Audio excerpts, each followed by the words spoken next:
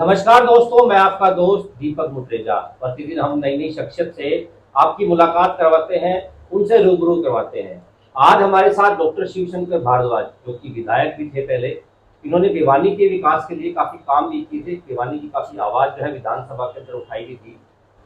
इन्हीं मुद्दों को लेकर के कि आने वाले समय के अंदर राजनीति किस ओर करवट लेगी, आज हम इनसे बातचीत करेंगे।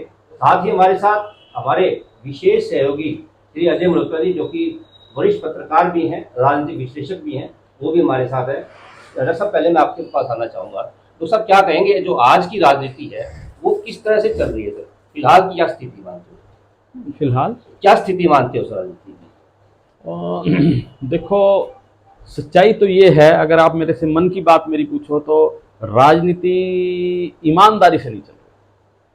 और जिस प्रकार से राजनीति चलनी चाहिए, जैसी राजनीति पहले हुआ करती थी, ये लोग राजनीति को एक सेवा का माध्यम समझते थे। ये त्याग, तपस्या और बलिदान करके लोग राजनीति में आते थे। आज वो बात नहीं है, वो स्वरूप बदला हुआ है। सर, जिस प्रकार से आपने देखा होगा कि अब फिलहाल जो है स्थिति बनी हुई है भिवानी शहर की। भिवानी शहर के अंदर क्या कमियां आप मानते हो? क्योंकि 10 साल से जो है बीजेपी की सरकार है, कितने काम जो है आप मानते हो हुए हैं, और जो काम कौन से रह गए? साहब, भिवानी का जहाँ तक प्रश्न है, मुझे बड़े थोड़ा सा अफसोस होता है।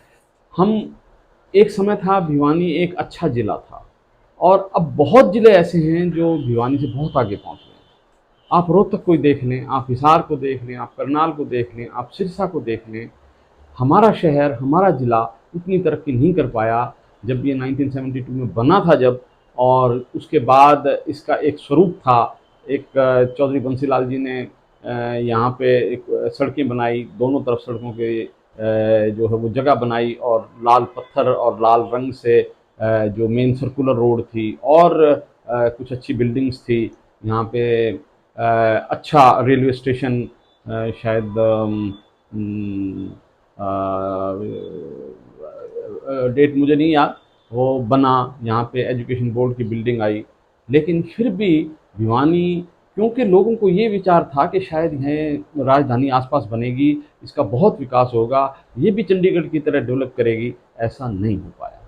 डॉक्टर साहब, भिवानी आपके नज़र में पिछड़ने का क्या कारण रहा है? हाँ, भिवानी मेरे ख्याल से पिछड़ने का कारण ये रहा है कि पॉलिटिकल विल चौधरी बंसीलाल जी के बाद यहाँ पर नहीं रही। कोई भी काम होता है, हमने कितनी कोशिश की, मैंने अपने समय में मैंने कोशिश की। मैं यही बात बोलता था विधानसभा में कि भिवानी में मेडिकल कॉलेज बहुत पहले होना चाहिए था, यहाँ पे यूनिवर्सिटी बहुत पहले होनी चाहिए थी, किसी भी शहर के विकास के लिए बहुत ज़रूरी हैं। और जैसे रोहतक का विकास क्यों हुआ, वहाँ पे मेडिकल कॉलेज बन गया, वहाँ पे 2 कमरों में यूनिवर्सिटी का सेंटर एक छोटा शुरू हुआ था। आज कितनी अच्छी यूनिवर्सिटी में घूमता हूँ तो मुझे बहुत अच्छा लगता है वहाँ पे। इसी तरह हिसार का विकास क्यों हुआ, वहाँ पे HAU बन गई, और अब तो वहाँ पे 3 यूनिवर्सिटी हैं वहाँ पे। और करनाल का विकास क्यों हुआ, वहाँ पे NDRI बन गई। CDLU का क्यों हुआ कि वहाँ पे भी चौधरी देवीलाल जी के नाम से यूनिवर्सिटी बन गई। अच्छी इंस्टीट्यूशंस होंगी तो मैं समझता हूँ कि उस शहर का विकास होगा। आज ही मुझे बाई चांस मौका मिला, भिवानी पब्लिक स्कूल एक नया स्कूल सेक्टर 13 में बना है। I was so happy to see. मेरे एक रिलेटिव थे सुरेंद्र शर्मा जी, वो कहते थे कि एक स्कूल बनने का मतलब एक जेल बंद होना, क्योंकि बच्चे पढ़ेंगे तो क्राइम कम होगा, अच्छे पॉजिटिव डायरेक्शन में जाएंगे तो गलत काम कम होंगे। तो सबसे पहले तो ये एजुकेशनल इंस्टीट्यूशंस जो नहीं बन पाई लंबे समय तक, वो भिवानी के पिछड़ने का एक कारण है।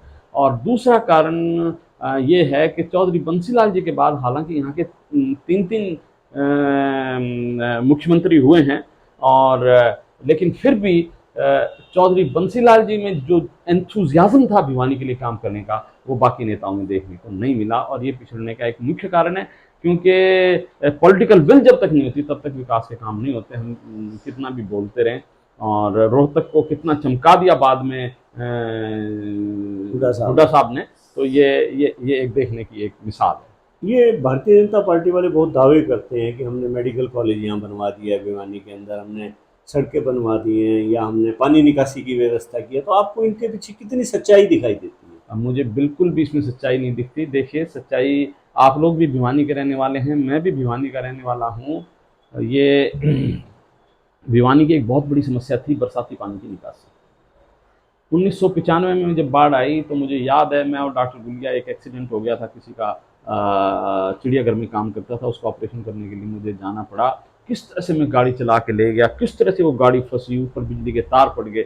अल्टीमेटली बड़ी मुश्किल से हम अपने हॉस्पिटल तक पहुंचे और बड़ी विषम परिस्थितियों में, बिजली ना होने की वजह उसमें हमने उनका वो किया। और जब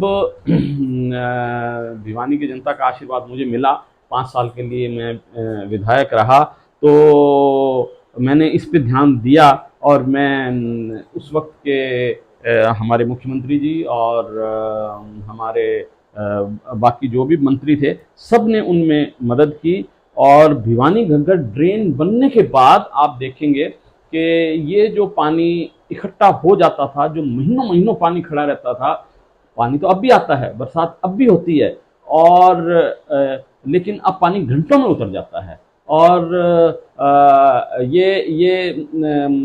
मुझे बड़े अफसोस के साथ ये कहना पड़ता है कि चीफ मिनिस्टर की जगह होते हुए भी यहाँ का ना तो सीवेज डिस्पोजल हॉटलाइन पे था और ना ये वाटर वर्क्स हॉटलाइन पे था। मुझे मजबूर होकर विधानसभा में ये प्रश्न उठाना पड़ा।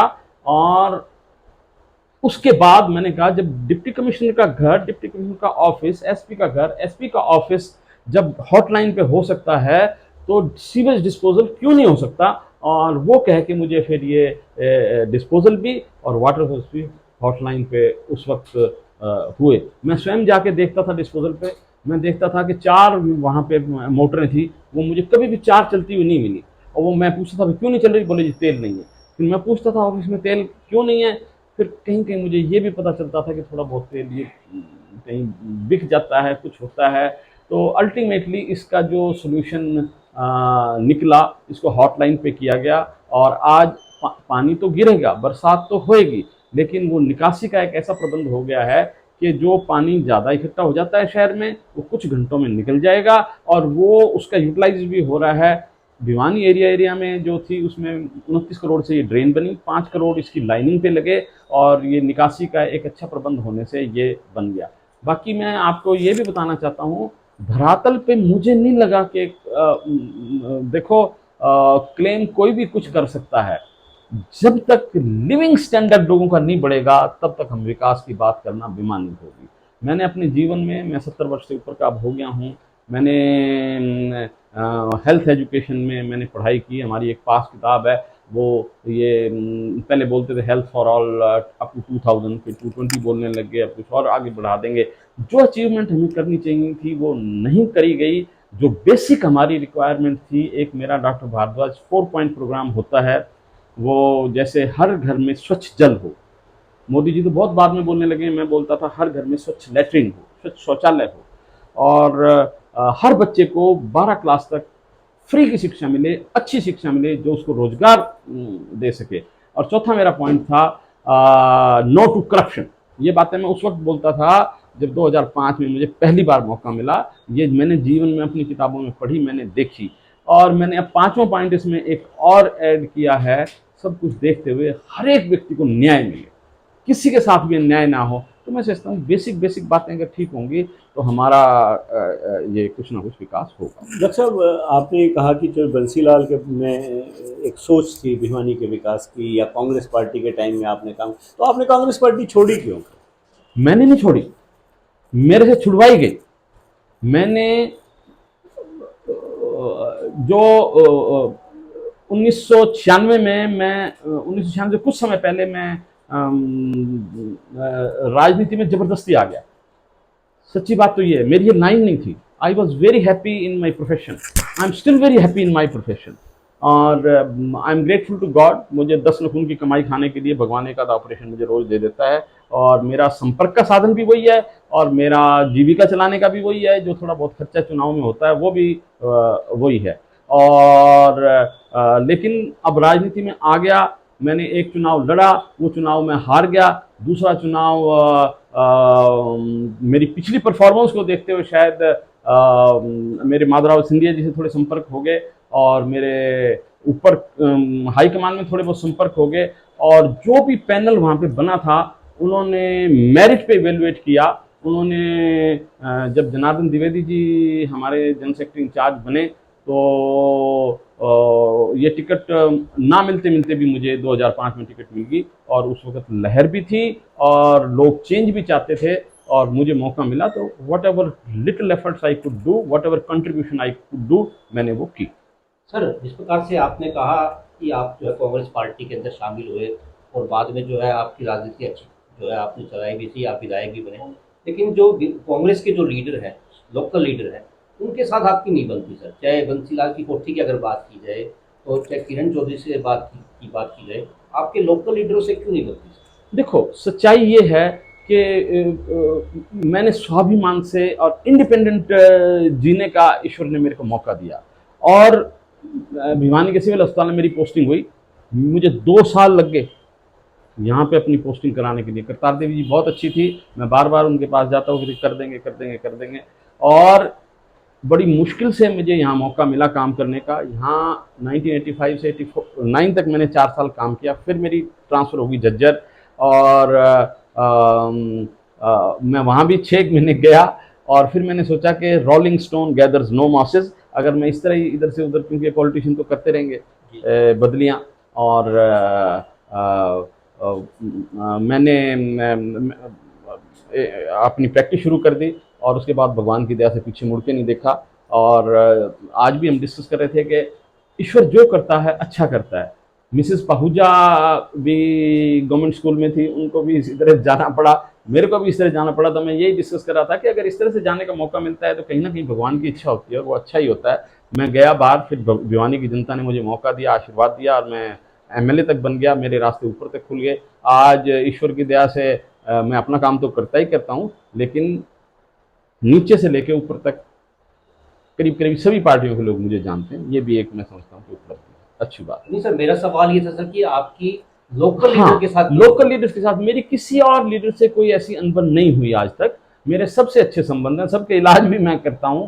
राम भजन जी मेरे खिलाफ चुनाव लड़ते थे, उनके परिवार के ऑपरेशन मैं करता हूँ। चौधरी बंसीलाल जी के परिवार के ऑपरेशन मैं करता हूँ। धर्मवीर की वाइफ का ऑपरेशन मैंने किया है। और मेरी किसी से कोई, देखो अलग अलग पार्टी में है, कुछ चीज़ों पे मतभेद हैं, आज भी हैं, पहले भी थे और आगे भी रहेंगे, लेकिन मनभेद ऐसा कोई नहीं है। और अब पता नहीं, मैंने तो पार्टी छोड़ी नहीं। 2014 में मैं बहुत 2-1 हज़ार वोट से मैं 2009 में चुनाव हार गया। वो हार गया कि एक मेरे ऐसे प्रतिद्वंदी को खड़ा कर दिया गया जो जिसका उद्देश्य जीतना नहीं था, और उसने बाद में कहा भी कि मैंने जो काम करना था वो कर दिया। कोई बात नहीं, ये जीवन में आती रहती हैं। ये भी मैं समझता हूँ कि ये घटनाएं हमारे को बहुत कुछ सिखाती हैं, और मुझे अपने आप में ये लगता है कि इन सब घटनाओं से मेरे विरोध के बावजूद भी मैं आज जिंदा हूं, और पॉलिटिकली भी मैं जिंदा हूं। मैंने 2014 में मेरी टिकट कटने के बाद भी चुनाव लड़ा, 2019 में मेरी टिकट कटने के बाद मैंने चुनाव लड़ा, और I have about 35,000 followers with me in my constituency. That's a great support to me, that gives me, मेरा मनोबल बढ़ाती है ये बात, और मुझे अच्छा लगता है। सर, जिस प्रकार से आपने कहा कि जो आपके चाहे प्रतिद्वंदी थे, चाहे आपके साथ के थे, सबका इलाज आपने किया है डॉक्टरी के पेशे में, तो उनका पॉलिटिकली इलाज भी आप करेंगे? नहीं, ऐसी कोई मेरी इलाज करने की कोई ऐसी मंशा नहीं है। मुझे तो मेरा काम करना है। मुझे मौका लगेगा तो मैं मेरे शहर को थोड़ा सा और बेहतर बना पाऊंगा, जो मेरा विजन है उसके हिसाब से। डॉक्टर साहब, ये बार बार पार्टियां बदलने से कि क्रेडिबिलिटी का आपकी क्वेश्चन तो नहीं लग जाता? मुझे तो ऐसा, मेरी ये मजबूरियां में करना पड़ा मुझे काम। मैं तो अगर कांग्रेस में होता तो मैं कांग्रेस में ही रहता, चाहे मैं जीतता चाहे मैं हारता। मैं कांग्रेस से दूर जाने वाला कभी भी नहीं था, और ये तो मेरी टिकट एंड टाइम पे काट दी गई, और मेरे को ये एक डार्विन का लॉ है, एग्जिस्टेंस ऑफ सर्वाइवल। तो मेरे को सर्वाइव करना था या मरना था, ये पॉलिटिकली ये एक बड़ा प्रश्न चिन्ह था। मैं कोई निर्णय पॉलिटिकल अपने आप नहीं लेता। एक मेरी कोर कमेटी है, मैंने अपने साथियों से सारी अपनी शेयर की बातें, और वो जैसे मुझे गाइड करते हैं मैं वही करता हूं। और उनका यही था कि क्योंकि इन्होंने हमारी टिकट काटी है, हम जिंदा रहेंगे कि नहीं रहेंगे इस बात पे निर्भर करता है कि हम चुनाव लड़ें कि नहीं लड़ें। तो हमने चुनाव लड़ा। जो मेरे समर्थक हैं, जो मेरी कोर कमेटी है, जो मेरे मार्गदर्शक हैं, जो मेरे सपोर्टर हैं, वही जो है ये निर्णय लेते हैं। मैं इंडिविजुअली कोई निर्णय अपना नहीं लेता। डॉक्टर साहब, कांग्रेस में भी आज बहुत गुटबाजी है। एक हुड्डा कांग्रेस है, एक SRK में जैसे सुरजेवाला हैं, आपकी शैलजा हैं, किरण हैं। तो आप कौन सी कांग्रेस में हो? मैं कांग्रेस में हूँ और मैं भगवान से ये प्रार्थना करता हूँ कि सबको विवेक दे और मिलजुल के हम कांग्रेस से लड़ें। और कांग्रेस त्याग, तपस्या, बलिदान की पार्टी है। नेहरू, गांधी, पटेल की पार्टी है। सुभाष चंद्र बोस की पार्टी है। महात्मा गांधी की पार्टी है। इसको ऐसा ना करें कि इसको भागों में विभाजित करें, इसको टुकड़ों में काटें। मैं चाहता हूं कि सब एक होके और प्रदेश के लिए और देश के लिए अच्छा काम करें। अब हम सब बड़े बड़े हो गए हैं, मैं ही 70 साल का हो गया हूँ, पता नहीं कितना समय और है। कुछ अच्छा काम करके जाएं ताकि हमारी आत्मा को भी शांति मिले। सर, लोकसभा चुनाव का बिगुल बज चुका है। अभी कांग्रेस की खैर टिकटें तो नहीं बटी हैं। अगर श्रुति चौधरी जी को टिकट मिलती है तो क्या आप मंच पे जाकर के श्रुति चौधरी जी के लिए वोट मांगेंगे, क्योंकि कांग्रेस की कैंडिडेट अगर वो होती है तो? श्रुति चौधरी से मेरा कोई ना मतभेद है ना मनभेद है। वो मेरी बेटी है, भाई सुरेंद्र की बेटी है। गांव में बेटी को सारे गांव की बेटी होती है। भिवानी भी हमारा एक गांव अगर समझें तो हमारी बेटी है। श्रुति चौधरी को अगर टिकट मिलती है तो किसी भी जो उनके साथ घूमते हैं उनसे कहीं ज्यादा वोट मैं बटोरूंगा। अगर किरण चौधरी जी को टिकट मिलती है तो सर तो भी मैं तो पार्टी का आदमी, मैं तो उनको भी मैं कांग्रेस पार्टी को सपोर्ट करूंगा। सर, जिस प्रकार से आपने कहा, और मेरा मतभेद था उस वक्त था, और अगर हमने आगे चलना है तो पिछले पन्ने को तो पलटना ही पड़ेगा। तो मेरा मनभेद तो किसी से भी नहीं, दूसरी पार्टी वालों से भी नहीं है। किरण चौधरी तो हमारी पार्टी की वरिष्ठ नेता हैं और उन्होंने भी भिवानी के लिए बहुत कुछ काम किया है। तो I will definitely support her. Sir, आपने कहा कि आपकी पार्टी ने बहुत विकास किया था, लेकिन जब रोहतक से भिवानी आते थे तो रास्ते के अंदर सड़क जो है चौड़ी होती होती भीड़ी हो जाती तो ये आप बिल्कुल ठीक कह रहे हैं, मैं इस बात को मानता हूं। लेकिन सारी चीजें ये हुड्डा साहब ने नहीं रोका था, ये मैं आपको बता दूं। मैं उस वक्त विधायक भी था, हमारी भी ये बहुत बड़ी पीड़ा थी। ये डिफरेंट टेंडर उठते हैं जो नेशनल लेवल पे ये सड़कें बनती हैं। जो टेंडर जहां से जहां तक का था वहां बना। हुड्डा साहब इसके खिलाफ नहीं थे कि यहाँ तक बने उसके आगे ना बने। ये उन पर गलत इल्जाम लगाया जा रहा है। और हाँ, ये जरूर था कि उन्होंने रोहतक का बहुत विकास किया और मैं भी उनके पीछे पड़ा रहता था कि आप भिवानी का भी हमारा ये करो ये करो। और उन्होंने भी मतलब मेरी बहुत सी बातें मानी। और भिवानी में भी जैसे गवर्नमेंट कॉलेज फॉर वुमेन, लड़कियों का कॉलेज नहीं था, वो बना। बीएड 40 साल से चल रही थी लेकिन बीएड की बिल्डिंग नहीं थी। आज देखेंगे तो पूरे हरियाणा में सबसे अच्छी बिल्डिंग जो है बीएड की, जहाँ यूनिवर्सिटी आजकल चल रही है, वो मैंने खड़े होकर बनवाई। हुड्डा साहब ने इसकी मंजूरी दी। 2 ओवर ब्रिज जो ये हम तुशाम फाटक है और ये हांसी रोड वाला है, 22-22 करोड़ रुपए से ये बने।